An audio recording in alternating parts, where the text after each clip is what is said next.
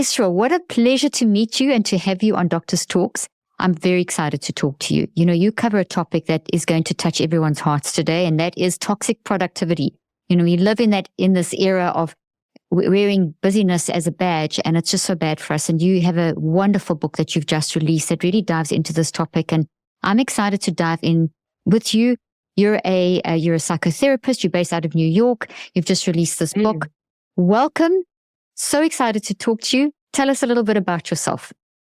Well, thank you for having me. I think this topic is really near and dear to my heart because it's something that I struggled with for a long time without really knowing that there is a name for it, that it's not the norm, that we don't need to glorify being tired. And so I think I am very excited about this book reaching people and helping them redefine their relationship to productivity. By background, I'm a therapist and I've practiced in various different locations, community mental health, hospital, private practice, and most recently working within the digital health space so that we can actually leverage technology for positive health outcomes and as a benefit to us instead of as a detriment. So that's kind of a little about the work I do, but my passion really in all of the different things that I do is how can we give people information so that they can make better choices for themselves when it comes to mental health and mental wellness. So important.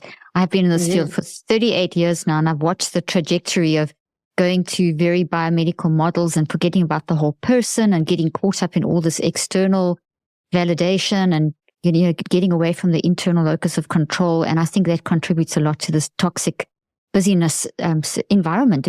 We feel like we have to be constantly wearing the badge of honor of busyness. So let's start by defining toxic productivity. Can you define that? And then when you've defined that, I'd love to, you have, I think it's in your introduction here. I just want to find it. You reference a Greek myth. And I love that as going up. Yes.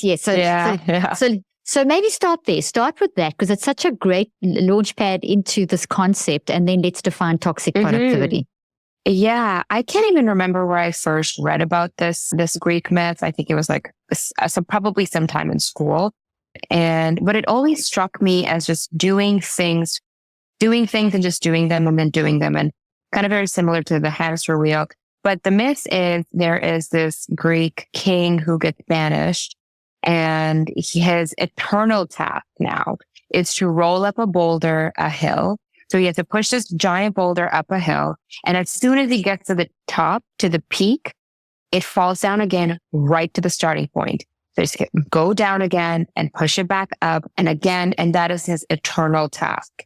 And it really felt at one point, it felt like that's what my life had become, that I was just doing things to get to the finish line and then doing it all over again to get to the finish line, doing it all over again. And I think that this mental image was one of the first seeds of this book. And it's funny like how things happen, but I genuinely remember saying this to a friend of mine over dinner. Like, I just feel like I'm doing stuff because I'm doing stuff. And that's really what toxic productivity is, that you are so focused on the finish line and you're not really pausing to appreciate what you're doing. You're not pausing to reflect on why you're doing it. You're not pausing to reflect on whether there's alternate ways of getting it done or if you should even be doing it. You're just in the process of doing. So you're constantly activated. You're constantly moving towards a goalpost that is forever moving. Like the goalpost is moving. So you're moving behind it. And it really speaks to this productivity culture that we're trapped in, where everybody has to optimize, everybody has to maximize. We have to be hyper efficient all the time in every domain of our life. But no one is really stopping to think about why they're doing the thing they're doing. And so the second part of toxic productivity is, as we are just doing for the sake of doing, what's happened is our sense of self, our self-worth, how much we value ourselves in our own eyes and other people's eyes becomes tied to doing. And so our self-worth becomes very contingent on our outcomes, on our productivity. And so the absence of productivity becomes an existential threat.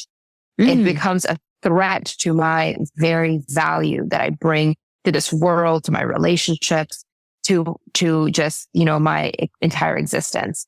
And so obviously not being productive becomes very scary. It becomes a scary place to be in. We can be very mean to ourselves, and it just becomes a self-feeding cycle. And so we become like Sisyphus, constantly going up and down the hill, dropping the boulder, picking it up again.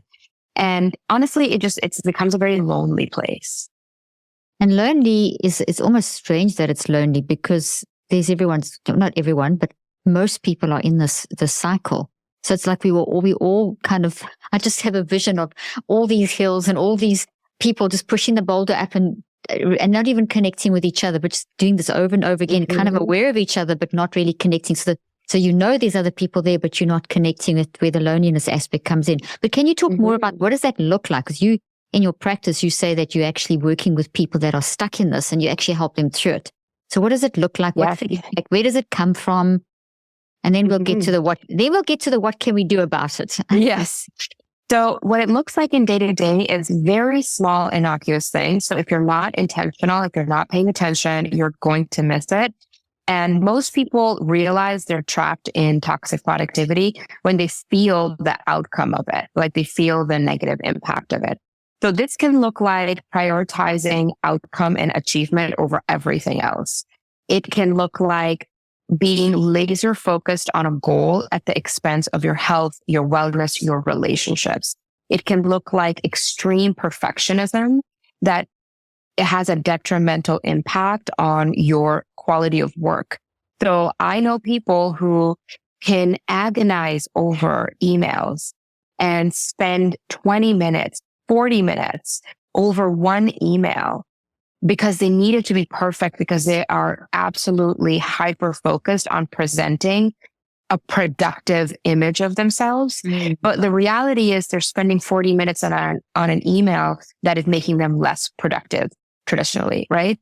And Absolutely. So it can look like being trapped in your own mind. It can look like playing it safe because you don't want to rock the boat, because you're just so concerned with one specific outcome. And so taking a risk, applying to a new job, starting a new relationship, all of that becomes too scary for somebody who is trapped in this toxic productivity cycle that comes with shame, guilt, perfectionism, and a very, very overactive inner critic. And these mechanisms combined keep us trapped in constantly needing to do more so that we can feel a sense of belonging. And another thing it looks like is being very disconnected from yourself. So not knowing what you want, not knowing what brings you joy, not knowing why you're pursuing the things you're pursuing. I share some vignettes in the book about what that can actually look like. So feeling that you have to be in a relationship by a certain time in your life, but never really wondering why that is, not knowing what you want in a relationship, not knowing what you want in a partner, not even knowing what you should be like and what you will be like in a relationship, but just having this mindset that I need to check this box. I need to be married before 30. And so I need to have kids before 31, right? Having this checklist, but it's not really aligned with who you are, what you want, what makes you happy, what brings you joy, what are the things you don't like. We just have no sense of that. And that's kind of what it looks like in real life, is just working towards this goal because you think you have to achieve this goal. Where it begins was the second part of your question.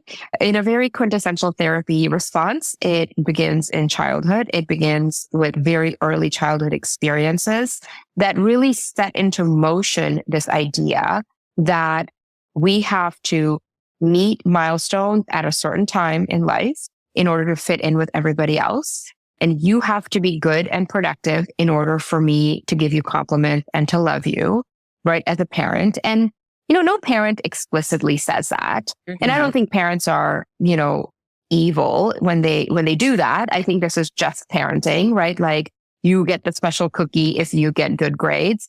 But what happens is if that continuously starts happening, young children learn that achievement and productivity is currency I can barter for acceptance and acknowledgement within my family system. And that over time develops into a very unhealthy, dependent on achievement and an unhealthy relationship with productivity. It's great answers. What about the environment though? Our society is very different. It's changed in the last 40 years. It's, there has been a shift. I mean, I've been in this field for 40 years. I'm 61. I have watched how productivity has always been a thing, but it's definitely, there's been a shift as we've become more biomedical, more neuroreductionistic, more focused. The digital age, which is amazing, but also has its drawbacks. As you said, mental health technology platforms, we work from the same thing. This is wonderful where we can leverage the technology, but then it's got good and bad. But there's been a definite shift. So we societally have a different zeitgeist. What about that in terms of toxic productivity? Can you talk to that? Absolutely. So I think that the digital age has, I think, a lot to do with it because it has given us another metric to measure ourselves. So anytime you put a metric or a yardstick, if you have like a productivity mindset, immediately you latch onto it, right? And so even people look at the health app on their phones and the metric of, how many steps did you get in? How many steps did I get in? And now we're in this comparison mindset, right? I'm actually hearing this within the fertility space because fertility tech is a big thing now. And so I've actually heard people talk about, well, I need to have like 25 eggs. Oh, that person got 40. So I need to get that because, wow. And it's like this, yes. And so it's a very unhealthy dependence again on outcome and productivity that is now coming into every realm of our lives. And we live in a very optimized culture. Everything needs to be optimized. Yeah. From our blood work to how functional our furniture is, everything needs to be optimized, right? And everything is now also performative. People, our personal moments of life are now on display on social media. And I'm a digital content creator, so I'm also in this world. Like I know what it feels like. But I go on vacation with friends and everything is about a curated, optimized experience that needs to now be performed on social media. And so I think that has a big impact on how we view ourselves and what productivity and achievement looks like for us. Secondly, our work culture has evolved a lot in 40 years. And with the rise of email and phone, the BlackBerry revolutionized workplace communication. Absolutely. But like in this like incredibly powerful way that has a pro and con, because now you're available at all times. And now if you don't respond after hours, there's something wrong with you. Instead of the fact that being reached after hours is the thing that's the problem. If you don't respond, now that's the problem. And, I live in New York City. I'm constantly around people in high stress work environments. I'm around people who are very high achieving. And sometimes I say to my friends who work in like finance, I'm like, you are not working in an emergency room. Whatever this deal issue is can probably wait until after dinner. It can probably wait until the next business day. But no, like it needs to be addressed now. And so this like urgency culture is, I think, a byproduct of our technology. And all of that, when you layer on the foundation of already getting external validation, getting validation from your achievements, you layer in this technology piece, you layer in this like optimizing efficiency culture, and we all live and breathe productivity culture right now. You've said that so beautifully, and it just makes me think of these biohacking lifestyles. I've spoken at quite a few biohacking conferences, and I often stand up there and I think, I wonder if they really hear what I'm saying, because I say things like, listen, your mind is the most important thing. You can put all those devices on you, but if those are stressing your mind out, they're actually making you worse. So it's counterproductive. But if you've got so I know people, and I'm sure you do as well, that they have, if part of their body is covered with something that's measuring something. And the focus on, I must sleep. And there's so much, everything, sleep. If I hear one more person saying sleep is I am constantly doing damage control with, like, I don't practice anymore, but when I was practicing still and in my podcast and just in the work I do, I'm forever doing damage control on, hey, listen, embrace your sleeplessness because you will catch up on your sleep and stop measuring everything. And so I'd love you just to speak a little bit, because the biohacking culture and longevity and all these things are great, but they've really tipped, it's like they've gone on this side of the road. They're not balanced yet. We kind of need to come back and get a little bit of balance again. It feels like it went from that side of the road to this side of the road, and it's like very much on this side. Now we need to get some balance back. What do you think about all this? Absolutely. I think it fits neatly with the thing I said a couple of minutes ago around as soon as you put a measuring stick on something, it is going to fall into optimizing productivity culture. And I think our technology really leverages that part of the human brain, right? I think we naturally are curious. We want information about how things work. That's just like the way the human brain works. And so apps definitely leverage it by putting like, little progress markers on how far you're going in the games. Like the gaming industry literally utilizes biohacking format to develop their games. But when it comes to this biohacking thing, it gives us a sense of control in an environment that otherwise feels like it's lacking control. And I think people have definitely weaponized that in trying to make us the most optimal machines.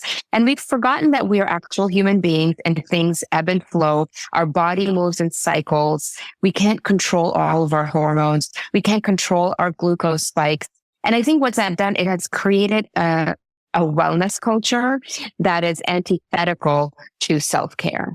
Because I have had clients and people in my life who have become so obsessed with self-care in this perfect, optimized, efficient way that it was literally stressing them out. Yeah, Instead there you go. Self-care. It becomes self-destruction. Exactly. And so I talk a lot about don't let self-care, like don't mask self-sabotage as self-care. Because if what your body needs is to rest and sleep in, and it needs that restorative time, but you're forcing yourself to wake up at the crack of dawn because you need to do an ice bath and then you need to run for like 5 miles all before the workday has begun, like you're doing yourself a disservice. Exactly. So wellness for me, and I talk about this in the book a lot, like productivity needs rest. Like we are redefining productivity to include rest, and balance is the most important thing that will give us sustainable productivity. It will give us sustainable wellness. And so I do this thing in my life called 80-20, which is 80% of the time, I'm going to aim for meeting the mark. 20% of the time, I'm just going to take the L. I'm going to accept the fact that I'm not going to meet the mark. I might not do 100% of my workout. I might not take my supplements 20% of my time, right? And that's okay. And giving yourself that flexibility and allowing for balance is really important. We can't optimize everything. We are not machines. I don't care who says what about the body, right?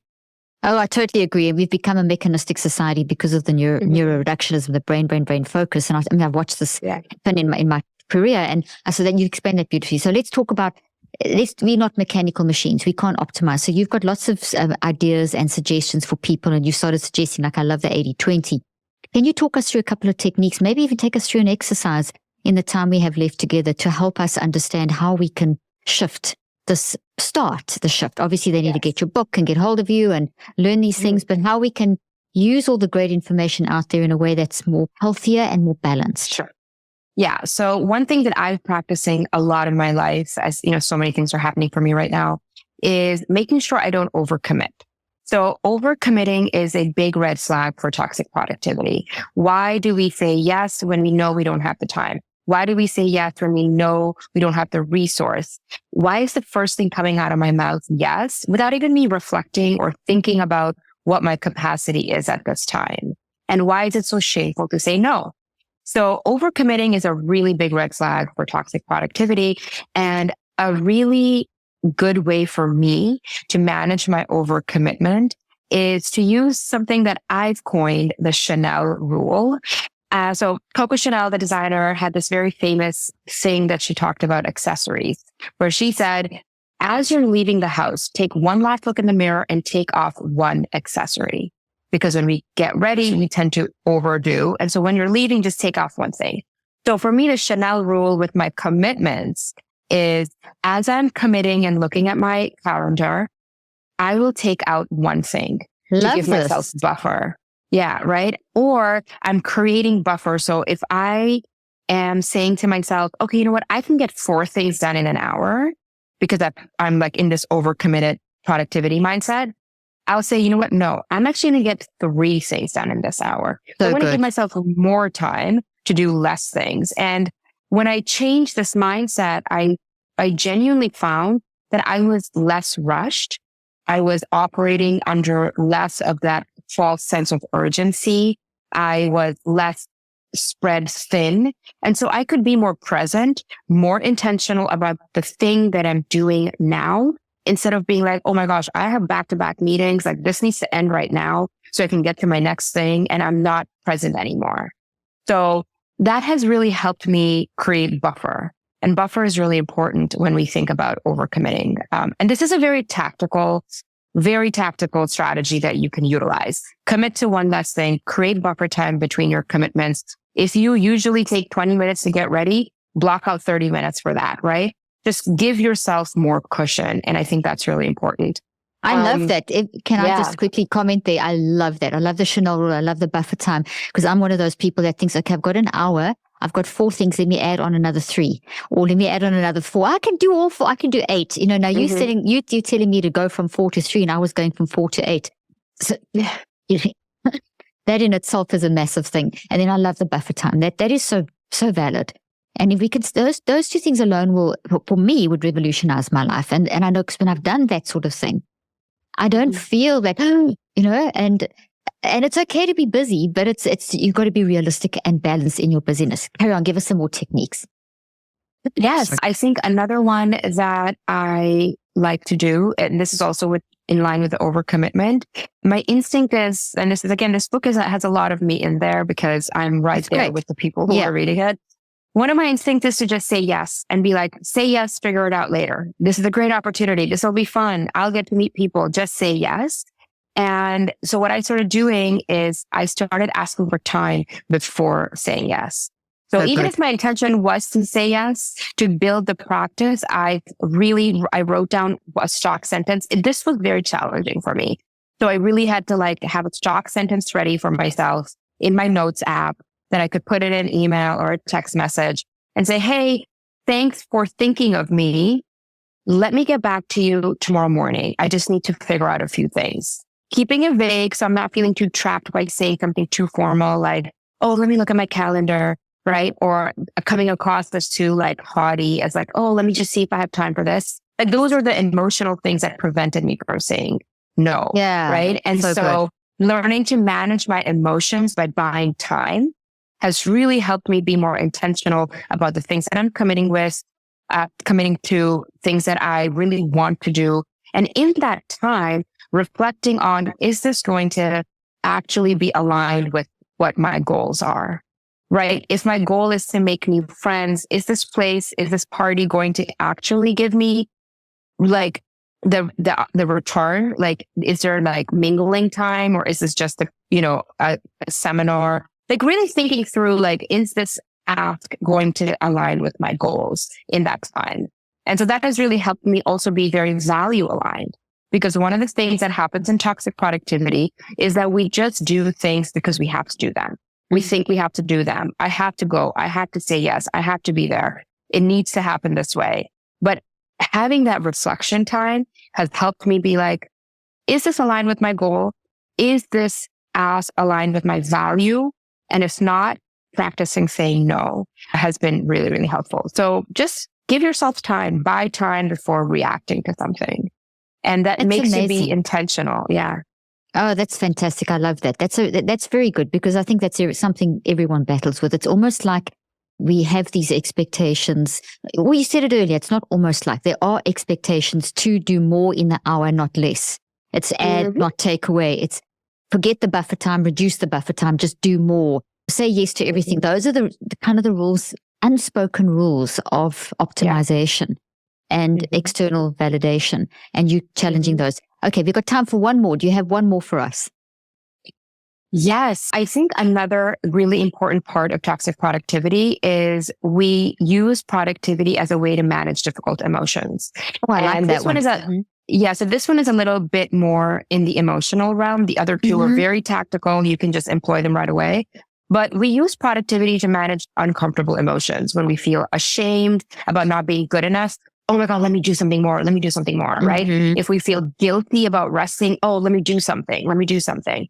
And so emotional regulation is an important tool that helps us step out of this mindset.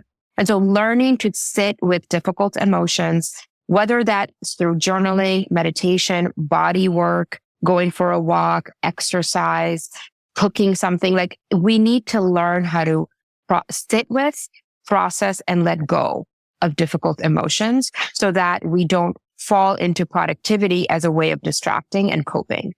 So I think that is it's a little bit more vague. No, but that's good. I love people to do that. Yeah. I think it's very good that people do that, because it is, sometimes you need to do that. Sometimes there's a little mini coping thing, but if you've got into a pattern of doing that, so I'm really, really glad you raised that. You mentioned something right at the beginning, and I'd love to, it kind of links into this answer you've given now. When people are so used to being productive and suddenly they do have downtime, or let's say that they actually do get through their stuff because they've worked really fast, and suddenly they've got this, oh, wow, I've got like 3 hours, or I've got an hour. What do I do? And they feel kind of lost. They don't know what to do with themselves. It's almost like, wow. And you can people experience a little bit of weird kind of depression, but it's not even, it's just like a depressive sort of state that, wow, I've got this empty moment. I don't know what to do with it because I'm so used to being full. Can you speak to that? Give people some advice on that? Because that's definitely a sign of toxic productivity and not knowing how to unwind. Absolutely. So I call that productivity guilt. It's the moment you have free time, you feel guilty for it, you feel anxious, you feel restless. And to that, I'll say, first, if you're in the mental space where you have been able to recognize this, that, oh, I feel unsettled the moment I have free time, or free time makes me anxious because I don't know what to do, I have encouraged people to create their own HIP. So whether that means having some movies on deck already starred for yourselves that are comfort movies, or movies you've been meaning to watch. Like, so I have a note on my phone that is a list of movies that I want to watch, as a list of albums I want to listen to, and things I can do. So when I get into this state, because I do get into this state, I just open that app and I'm like, oh, wait, these are things I can actually engage in right now. I'll do that puzzle that I bought last week. So what happens is I have a list. I have essentially like a plan. Like a backup list of what to do in my downtime. Exactly. And I have like a list of movies, and I'll put that on. I'll be like, oh yeah, I did want to watch this rom-com because I saw a trailer for it. And because what happens is when we're in the productivity guilt mindset, we are not looking at the list of relaxing things. We start mining our to-do list. We start mining our productivity list. So we need to shift that frame, and having a very tactical, tangible reminder of what you can do to rest is really, like, it was a game changer for me. And I actually ended up watching a lot of movies that I never thought that I would get to watching because I was too busy. Right. And having and having a list of your activities that you can also engage in. Oh yeah, I did buy that Lego, or oh yes, I do have this coloring book that I can pull out, or things like that. I love that. I have an infrared sauna, and I sauna every day, and I try and make sure that I love it. And I try and make sure that that's where I relax, but I often get in the habit of, okay, this is where I'm going to prepare for my next interview, or prepare for this or that. And literally I have to say to myself, okay, if I'm in here for 35 minutes, I can do 10 minutes of work, but then I must do 20 minutes of downtime, watch that movie or text a friend, but it's like I literally have to force myself to do that, because then you get the full benefit of the whole thing. So I get what you're saying, and it's a discipline. It's actually not in a scary sense, but the benefit is so huge for our mind, brain, body connection, our whole psychoneurobiology, that it's really worthwhile. Thank you so much for sharing this. It's been so lovely to hear your lovely, simple, effective, practical take on this concept. Where can people learn more from you and get hold of your book? Absolutely. So my website is the hub for getting in touch with me, learning more about the book. There's going to be worksheets, resources, all of those things there if you're more interested in this stuff that can help you, kind of work through this. So it will be my full name, israhnasir.com. Everything is there. And we'll put the link and the details in the show notes. So thank you so much for joining us. It was wonderful, and I look forward to talking again. Thank you for having me.